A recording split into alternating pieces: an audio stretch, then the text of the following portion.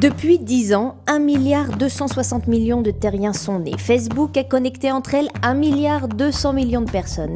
Et pendant tout ce temps, la sonde Rosetta, elle, a parcouru 6 milliards de kilomètres. Rosetta a été lancée le 2 mars 2004. Son objectif, approcher la comète Churyumov-Gerasimenko et larguer sur sa surface Philae, un atterrisseur dans lequel le CNES est très impliqué. Un voyage de 10 ans, la mission la plus longue de l'ESA. Si on avait simplement voulu croiser la comète, ça aurait été très simple, mais on a une durée d'observation qui va être de quelques heures. Donc on voulait observer la comète sur la durée. À partir donc de là, ça sera à partir de juillet 2014 jusqu'à fin 2015, voire au-delà si possible. Et pour cela, il faut que la sonde soit sur la même orbite que la comète, sur une même trajectoire avec quasiment la même vitesse.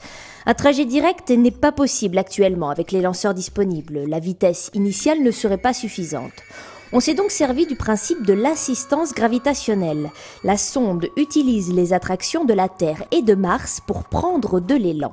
Voilà le parcours complet de la sonde, donc avec un lancement à cet endroit-là.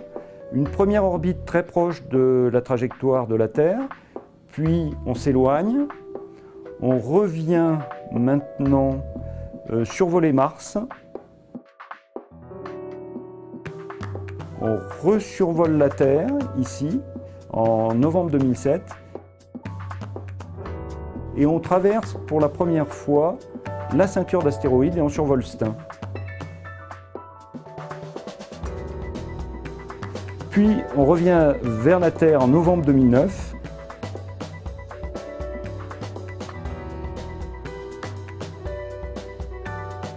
Et on est finalement, grâce à cette dernière assistance gravitationnelle, sur la trajectoire tangentielle qui va nous amener proche de la comète.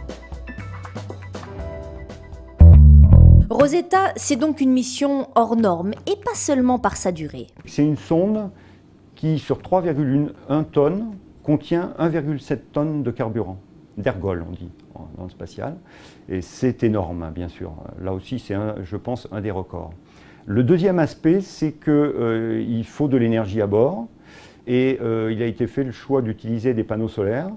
Et comme on va très loin dans le système solaire, c'est-à-dire très loin du Soleil, il nous a fallu des panneaux solaires de grande surface. Et là, on a le record du monde de surface de panneaux solaires dans le système solaire.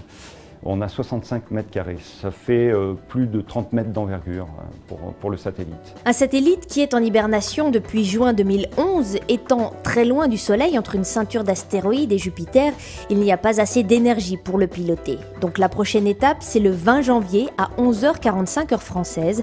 La sonde doit se remettre en activité d'elle-même et signaler son réveil à la Terre.